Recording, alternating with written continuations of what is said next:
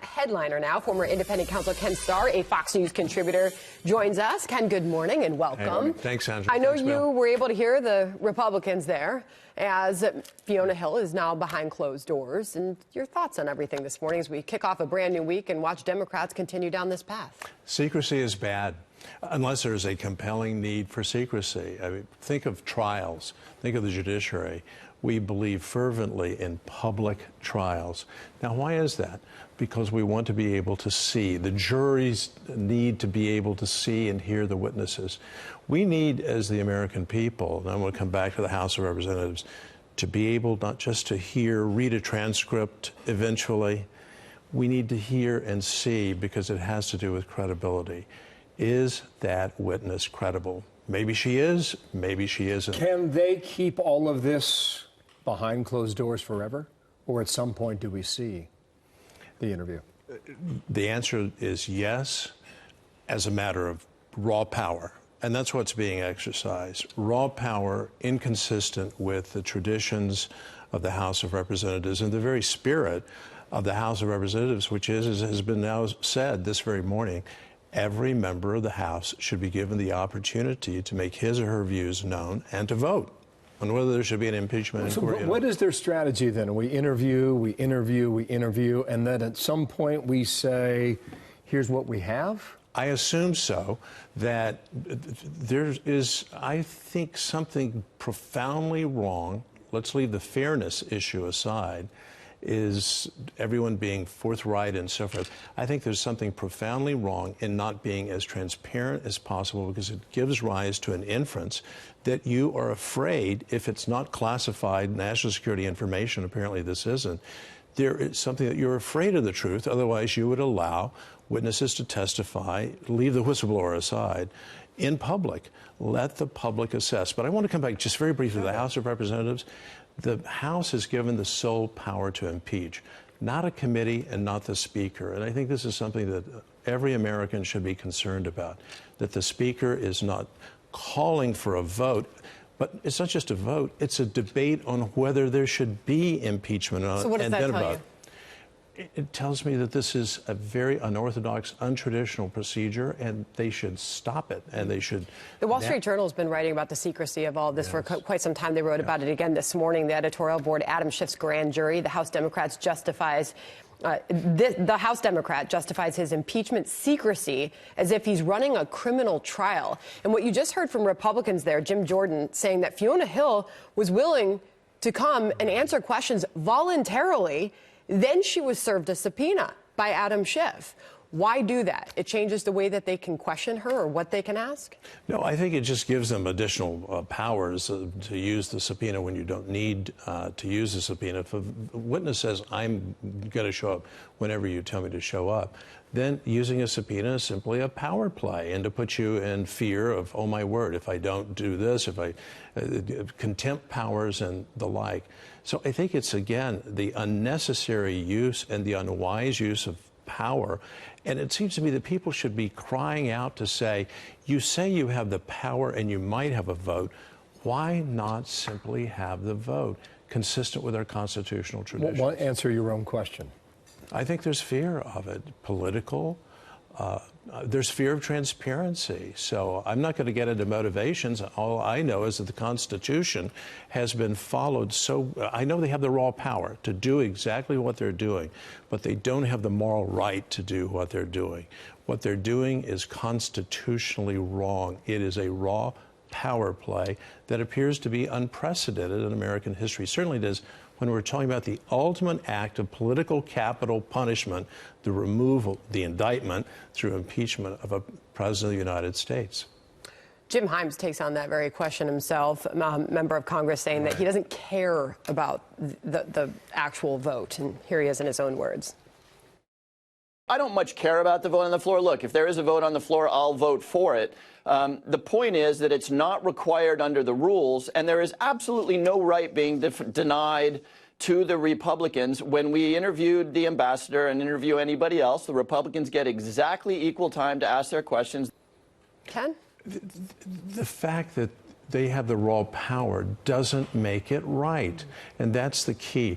He didn't say a word about traditions, did he? He didn't say anything about we are depriving all 435 members of the House of Representatives who represent the entire American electorate.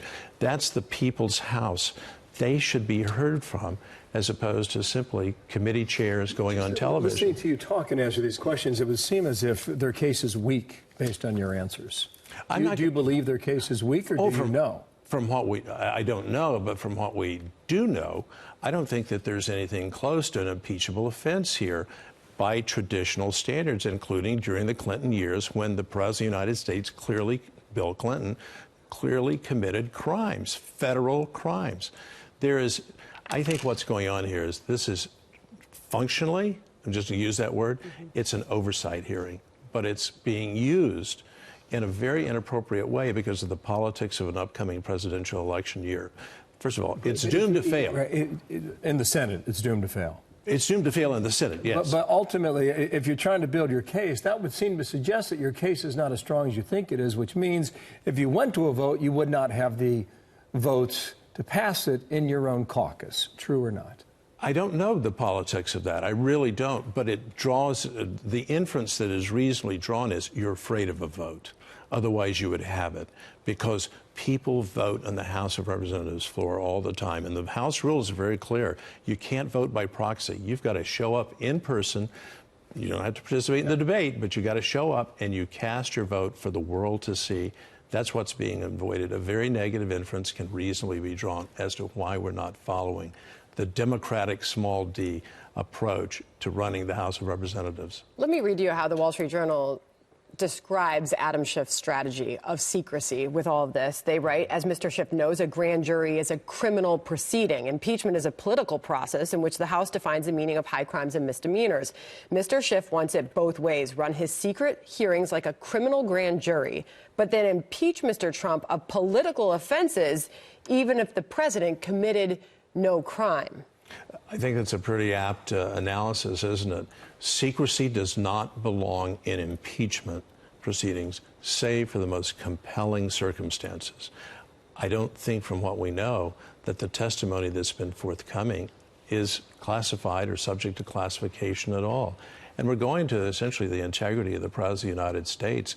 Isn't that a subject that the American people should learn all the facts Well, a about? couple more here. Adam Schiff over the weekend said that they may not need the testimony of this whistleblower. Does that fly with you in a case like this? I think it's odd, but it's understandable that you want to protect the whistleblower's identity. That's a very important value to be achieved.